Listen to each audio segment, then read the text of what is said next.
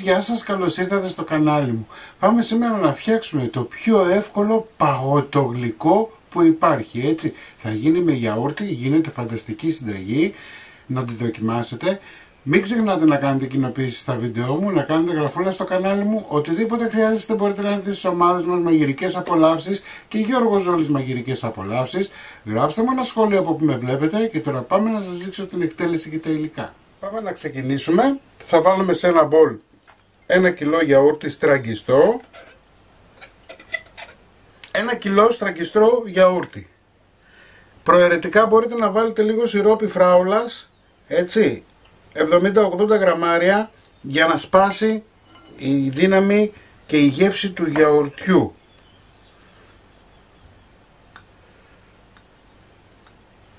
Ωραία. Ένα ζαχαρούχο γάλα,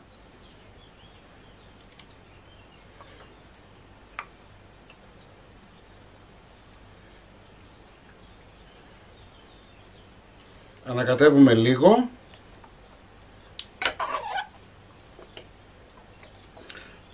μπορείτε να βάλετε ό,τι σιρόπι θέλετε, βύσσινο, φράουλα, έτσι, μπορεί να μην βάλετε και καθόλου αν θέλετε να το κάνετε λίγο πιο light.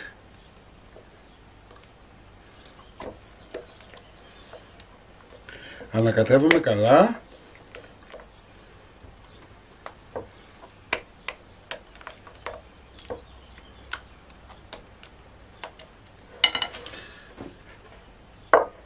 Δύο συσκευασίες μπισκότα. Εγώ έχω επιλέξει να βάλω μία συσκευασία digestive και μία συσκευασία πτυμπέρ, τύπου πτυμπέρ. Σπάμε τα μπισκότα σε χοντρά κομμάτια. Το digestive έχει το καλό ότι επειδή είναι πιο μπισκοτένιο, απορροφάει καλύτερα την υγρασία που θα έχει το γιαούρτι. Γι' αυτό και το βάζω. Ανακατεύω λίγο.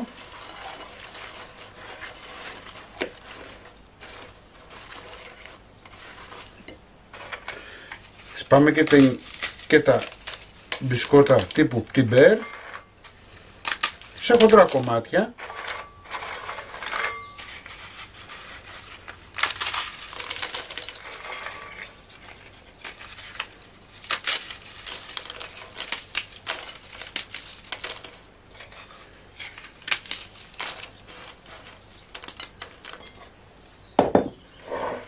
Και πάμε τώρα να ανακατέψουμε, να ενσωματωθούν όλα μας τα υλικά.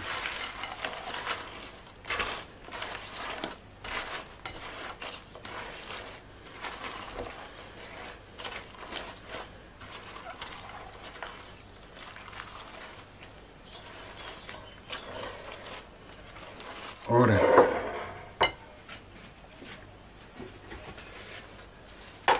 Έχω ένα 26 τσέρκι, έτσι, εάν δεν έχετε τσέρκι μπορείτε να πάρετε ένα ταψάκι αποσπόμενο, έτσι, ίδια δουλειά θα κάνει. Ρίχνουμε το υλικό μας μέσα στη φόρμα.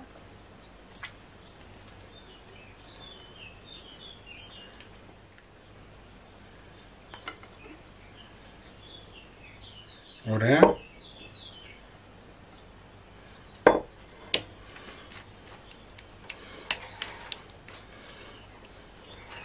Απλώνουμε σιγά σιγά να πάει παντού.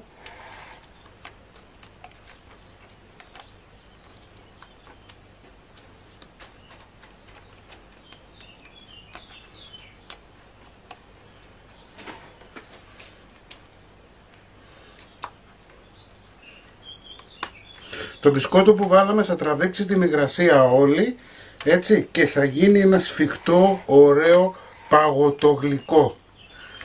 Υγιεινό, γιατί έχει γιαούρτι και λίγα υλικά. Εντάξει, λίγο το γάλα είναι, αλλά κάπως πρέπει να του δώσουμε και γλύκα.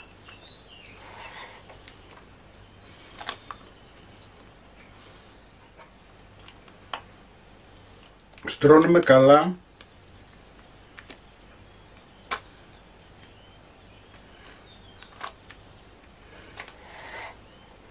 Γιατί δεν θέλουμε να έχει κενά, να έχει αέρα δηλαδή ενδιάμεσα. Ωραία.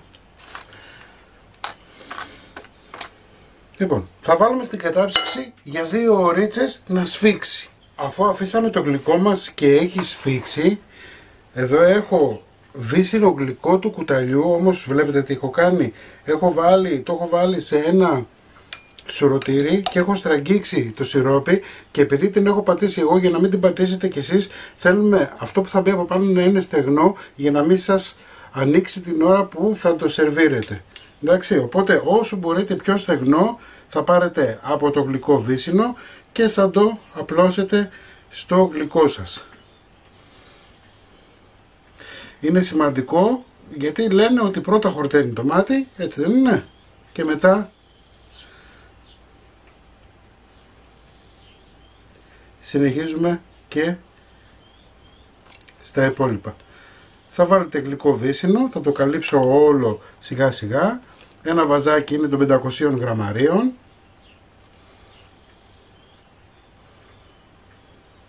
Βλέπετε άμα είναι στεγνό πως στέκεται.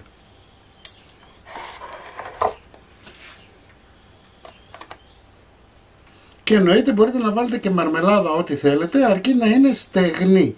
Μας ενδιαφέρει, είναι βασικό αυτό, να είναι στεγνό το γλυκό που θα μπει από πάνω, για να μην μας πασαλιφτεί αργότερα. Λοιπόν, έτοιμο και σερβιρισμένο, θα το δείτε στην αρχή του βίντεο. Ωστότε εσείς να μην ξεχνάτε να κάνετε κοινοποίησεις στα βίντεό μου, να κάνετε εγγραφούλα στο κανάλι μου, ό,τι θέλετε να έρθετε στις ομάδες μας, μαγειρικές απολαύσεις, και Γιώργος Ζώρης μαγειρικές απολαύσεις, και εμείς θα τα ξαναπούμε πάλι με ένα επόμενο βίντεο. Να είστε καλά, γεια και χαρά σας.